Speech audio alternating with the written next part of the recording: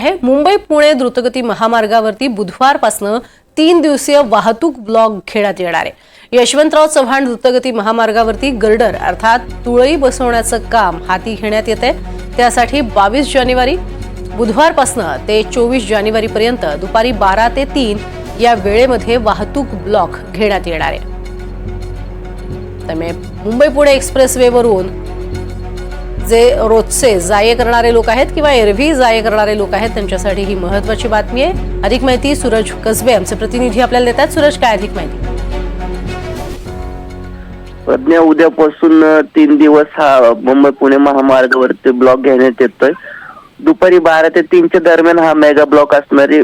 मुंबई पुणे महामार्गावरील जी मुंबई लेन आहे किलोमीटर 58 दरम्यान डोंगरगाव कुसगाव या ठिकाणी एक पूल उभारण्यात येतोय आणि याच्यात जे गर्डर आहे ते बसवण्याचं काम करण्यात येते।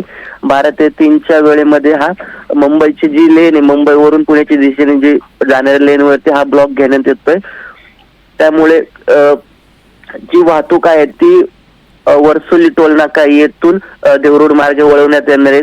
सुदैवाची दिलासादायक बाब म्हणजे जी पुण्याकडून मुंबईकडे जाणारी जी वाहतूक आहे ती सुरळीत राहणार आहे। दरम्यान रस्ते विकास महामंडळाच्या वतीने जे या मार्गावरून जे प्रवासी करणारे जे प्रवासी आहेत त्यांना सकाळच्या वेळेस किंवा दुपारी 3 नंतर प्रवास करण्याचं आवाहन रस्ते विकास महामंडळाच्या वतीने करण्यात आलेलं आहे। प्रज्ञा, नक्कीच धन्यवाद सूरज या संपूर्ण माहितीसाठी। तर नेहमीचे ये जा करणारे मुंबई पुण्यावरनं असे जे लोक आहेत त्यांच्यासाठी ही अतिशय महत्त्वाची बातमी आहे मुंबई पुणे एक्सप्रेस संदर्भात।